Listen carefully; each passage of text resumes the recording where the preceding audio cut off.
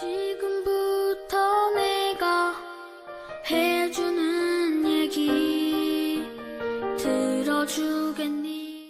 할렐루야. 2월 23일 화요일 새벽입니다. 찬송가 25장 1절 찬양 올려드리겠습니다. 면류관 벗어서 주 앞에 드리세.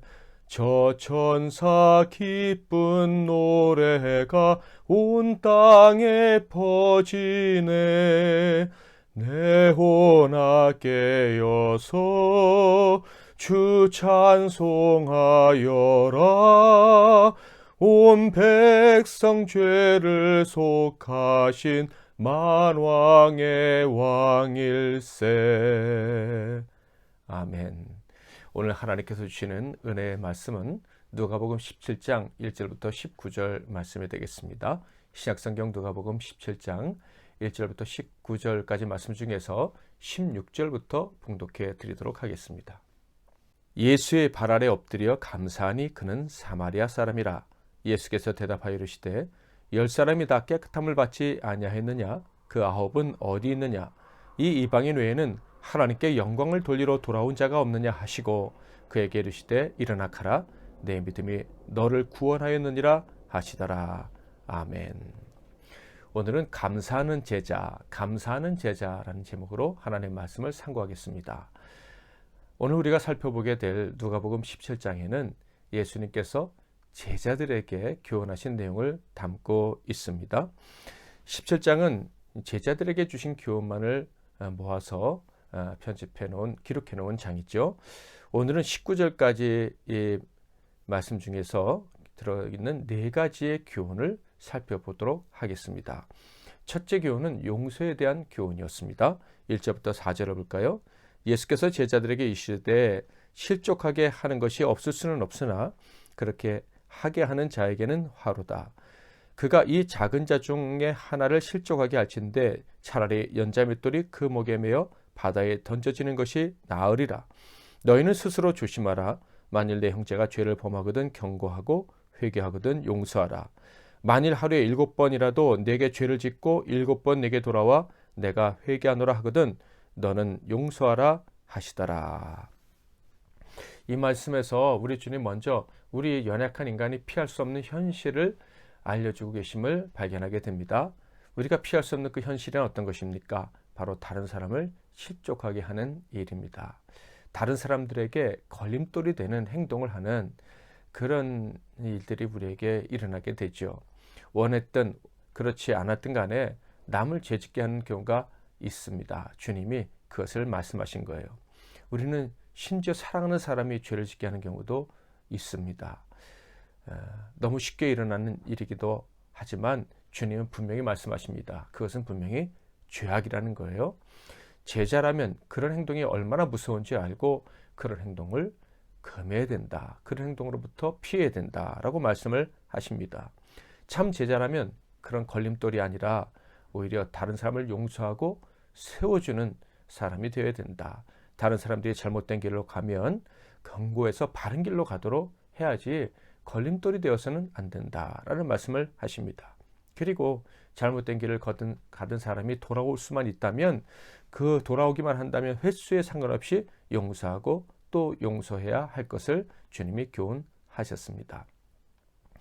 우리 모두는 제자입니다. 그러므로 다른 사람에게 걸림돌이 되지 않도록 늘 기도해야 될 것이고 그리고 우리의 걸림돌이 되었던 혹은 다른 사람에게 걸림돌이 되었던 이 죄인이 돌아오기만 한다면 그가 회개하기만 한다면 그를 받아주어야 할 것입니다. 더 나아가서 그런 잘못된 길로 가지 않도록 늘 도움을 주고 교훈을 주는 그런 저와 여러분이 되어야 할 것입니다. 두 번째로 주신 주님의 교훈은 믿음의 능력에 대한 교훈이었습니다. 5절 6절을 볼까요?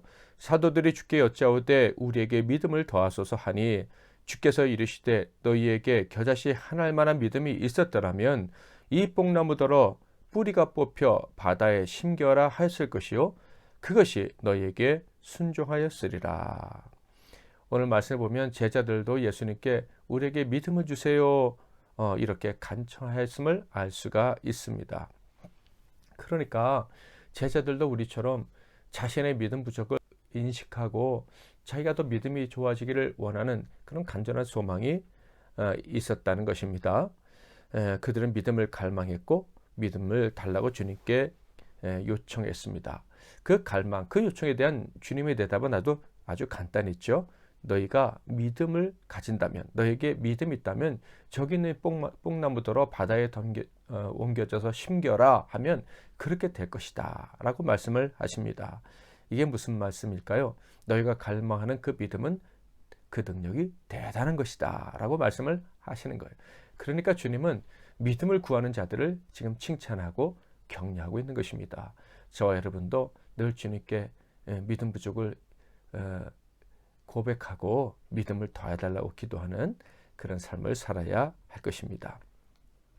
셋째 교훈은 제자는 겸손하고 충성된 종과 같아야 된다는 교훈이었습니다. 이 셋째 교훈은 비유로 알려주셨죠. 충성된 종에 대한 비유입니다. 그 비유의 내용은 어떻습니까? 종이 밖에 나가서 하루 종일 열심히 일을 하고 돌아옵니다. 그러면 그 종의 과업은 끝난 것일까요? 씻고 밥 먹고 쉬면 될까요? 그렇지 않다는 거예요. 그 종은 바로 돌아와서는 주인의 식사를 준비하고 주인이 식사 끝나실 때까지 시중을 들어야 하는 것입니다.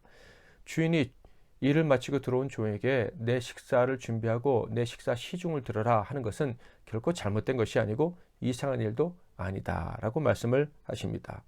그럼에도 불구하고 그 종이 잘했다고 주인이 칭찬을 한다면 종은 뭐라고 대답을 해야 하나요? 예수님께서 그 대답을 알려주십니다. 10절 이와 같이 너희도 명령받은 것을 다 행한 후에 이르기를 우리는 무익한 종이라 우리가 하여야 할 일을 한 것뿐이라 할지니라.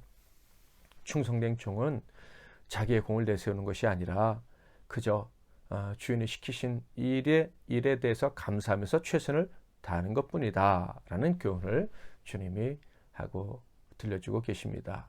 넷째 교훈은 이것입니다. 믿음은 순종을 넘어 감사에 이르러야 한다는 것입니다. 이 네 번째 교훈은 믿음을 원했던 제자들에게 큰 충격을 주었을 것 같다라는 생각이 듭니다. 우리 역시 이 사건을 통해서 충격을 받아야 하지 않을까라는 생각도 해보게 되죠. 자, 어떤 사건입니까? 주님께서 사마리아와 갈릴리의 접경지대를 지나가실 때였습니다. 접경지대라 하면 여러 인종이 섞여서 살고 있는 지대라 이렇게 볼 수가 있습니다. 그때 멀리서 치유를 구하는 10명의 나병 환자들이 있었습니다. 당연히 그들은 여러 국가 여러 인종의 사람들이 섞여 있는 그런 무리였습니다. 이방인도 포함되어 있었을 것이죠. 그들은 멀리 서서 주님께 우리를 불쌍히 여겨달라고 즉 자신들의 병을 고쳐달라고 요청을 합니다. 주님은 그들에게 말씀하셨습니다. 제사장에 가서 너희 몸을 보여라. 이 말은 너희가 내 말을 듣고 가면 병 고침을 받을 거야. 나병에서 치료함을 받을 거야. 이런 엄청난 말씀이기도 했습니다. 그런데 더 놀라운 것은 무엇인지 아십니까? 이 10명의 나병 환자가 믿고 제사장에게로 갔다 하는 거예요. 정말로 그들은 그렇게 순종을 했고 그 결과 제사장에게 가는 도중에 그들은 나병이 깨끗이 치유받는 기적을 경험하게 됩니다. 자, 그런데 그때 또 놀라운 일이 벌어졌죠. 10명 중에 9명은 제사장에게로 계속 달려갔는데 한 명은 놀라운 선택을 한 것입니다. 15절 16절 그 중에 한 사람이 자기가 나은 것을 보고 큰 소리로 하나님께 영광을 돌리며 돌아와 예수의 발 아래에 엎드려 감사하니 그는 사마리아 사람이라. 바로 이방인, 그것도 가장 천대받는 사마리아 사람이 자기가 나은 것을 보고 제사장에게로 가지 않고 예수님께 돌아왔다는 것입니다. 예수님께 돌아와서는 엎드려 경배하며 감사함을 고했다. 감사한 마음을 표했다 하는 거예요. 그러자 주님이 그를 보고 이렇게 말씀을 하셨습니다. 17절부터 볼까요? 예수께서 대답하여 이르시되 10사람이 다 깨끗함을 받지 아니하였느냐? 그 9은 어디 있느냐? 이 이방인 외에는 하나님께 영광을 돌리러 돌아온 자가 없느냐 하시고 그에게 이르시되 일어나 가라 내 믿음이 너를 구원하였느니라 하시더라. 모든 사람이 치유받은 것을 내가 안다. 그런데 나머지 9은 어디 있느냐라고 말씀을 하신 거예요. 그러니까 주님 말씀을 통해서 10명 중에 오직 한 명만이 주님을 기쁘시게 했구나. 그리고 이제 이어진 말씀을 통해서는 9명 그리고 플러스 1명은 다 몸은 치유받은 건 맞지만 오직 그 중에 한 명만이 마음과 영혼이 치유됐구나 하는 것을 알 수가 있습니다. 마음까지 영혼까지 치유받은 사람은 누굽니까? 바로 감사하는 사마리아 사람입니다. 감사 없는 믿음은 자기를 위한 믿음일 뿐이다 라는 생각이 들지 않으십니까? 여러분, 우리가 신앙생활하면서 이런 경험을 종종 합니다. 믿음이 이기적인 것으로 전락하는 경우가 참 많다는 거예요. 그러니까 우리의 믿음이 정말 이기적인 경우가 참 많다 하는 것입니다. 그러므로 우리의 믿음은 반드시 감사의 열매를 맺어야만 하는 것입니다. 감사하지 않는 믿음은 아무것도 아닐 수 있어요. 이 10명이 순종하지 않았습니까? 얼마나 대단한 순종입니까? 그들이 믿고 가지 않았습니까? 얼마나 대단한 믿음입니까? 그러나 오직 한 명만 감사했고 그 사람만 칭찬을 받았고 그 사람에게만 구원의 선언이 이루어졌습니다. 그러므로 우리의 믿음이, 우리의 순종이 감사함에 이르지 않으면 아무것도 아닐 수 있다 하는 것을 우리는 꼭 기억해야 할 것입니다.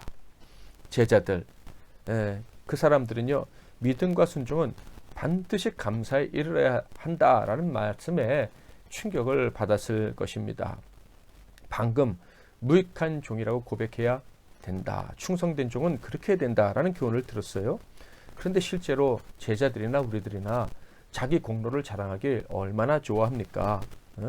그러므로 열심히 일하고도 칭찬받을 생각하지 말고 칭찬을 혹시 받더라도 나는 무익한 종입니다 하면서 공을 다 주님께 올려드려야 되고 너희가 취하면 안 된다 하는 말씀에 어느 정도 충격을 제자들이 받았을 거예요. 그런데 사마리아인을 통해서 그들은 더 충격을 받게 되었습니다.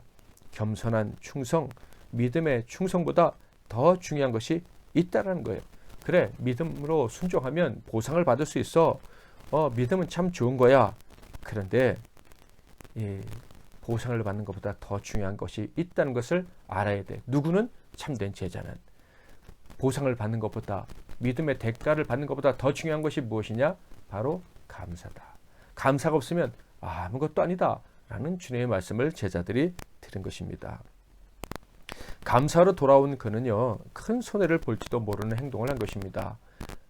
만약에 왔다가 다시 돌아가는 사이에 제사장 만나지도 못했는데 다시 나병이 재발하면 어떻게 합니까? 제사장의 선언을 먼저 듣고 움직여도 될 것 같은데 이 사람은 그것을 뒤로 미뤘고요. 그가 최우선으로 해야 된다고 생각했던 일은 바로 주님께 감사하는 것이었습니다. 그렇게 하나님께 영광을 올려드리는 것, 그것이 그에게 가장 소중했다. 그러니까 믿음에 대한 어떤 보상도 움켜쥐려 할 생각이 없었다는 거예요. 믿을 수 있게 해주시고 믿음의 결과를 보게 해주신 그 모든 것을 경험하면서 한나처럼 하나님 기도 응답해 주시면 내 아들을 드리겠습니다 라고 한 것처럼 그가 하나님의 은혜를 받았다는 사실을 깨닫자 그의 모든 것을 주님께 드렸습니다. 감사의 마음을 담아서 드린 거예요. 사랑하는 성도 여러분, 우리 모두는 주님의 제자로 부름받은 사람들입니다. 우리에게 요구되는 것이 무엇이라고 생각하십니까? 말씀에 대한 충성, 순종 아니겠습니까? 그런데 그것보다 더 중요한 것이 있다는 것을 우리는 잊으면 안 됩니다. 그것은 감사입니다. 모든 영광을 하나님께 올려드리고 어떤 영광도 내가 취하려고 하지 않는 것입니다. 그러니까 모든 것을 다 잃더라도 감사만은 잃지 않겠다 하는 결단이 있어야 바로 제자가 제자답게 사는 것입니다. 감사가 우리의 인생의 최우선 순위가 되어야 된다 하는 것을 기억하는 저와 여러분이 되기를 바랍니다. 오늘 어떤 감사를 올려드리시겠습니까? 혹시 감사하려고 하니까 내 감정에 좀 손해를 보고 기회를 놓쳐야 되고 물질을 잃어버릴지도 모른다는 생각이 드십니까? 그럼에도 불구하고 저와 여러분은 감사해야 할 사람들입니다. 우리에게는 감사해야 될 분명한 이유가 있습니다. 다음의 말씀을 우리가 마음에 새기고 오늘 하루 감사하면서 살아갈 수 있기를 주님의 이름으로 축복합니다. 데살로니가전서 5장 18절 범사에 감사하라. 이것이 그리스도 예수 안에서 너희를 향하신 하나님의 뜻이니라. 아멘. 찬송가 25장 2절 3절 찬양하겠습니다. 면류관 벗어서 주 앞에 드리세 그 손과 몸의 상처가 영광 중 빛나네 하늘의 천사도 그 영광 보고서 고난에 신비할고자 늘 흠모하도다. 면류관 벗어서 주 앞에 드리세 온 세상 전쟁 그치고 참 평화 오겠네 주 보좌 앞에서 온 백성 엎드려 그 한량 없는 영광을 늘 찬송합니다. 아멘. 오늘도 말씀 붙잡고 기도하시고 하루 멋지게 승리하는 날로 만드시기를 바랍니다. 제가 먼저 기도하겠습니다. 사랑과 은혜가 풍성하신 하나님 아버지, 자격 없는 저희들을 불러주시고 구원해 주시고 하나님을 아바 아버지라 부르며 살아가는 복을 주시니 감사합니다. 이 사실 하나만으로도 우리는 하나님께 감사해야 될 이유가 차고도 넘칩니다. 하나님, 우리가 하나님 말씀에 오늘도 순종하고 충성스럽게 살고 싶습니다. 그리고 믿음으로 구하고 응답받기 원합니다. 그러나 그 모든 것보다 하나님께 감사하는 자가 되기를 원하오니 오늘 매 순간순간 주님을 기억할 뿐만 아니라 감사를 잊지 않고 살아가는 우리 모두가 되게 하옵소서. 예수 그리스도의 이름으로 기도하옵나이다. 아멘.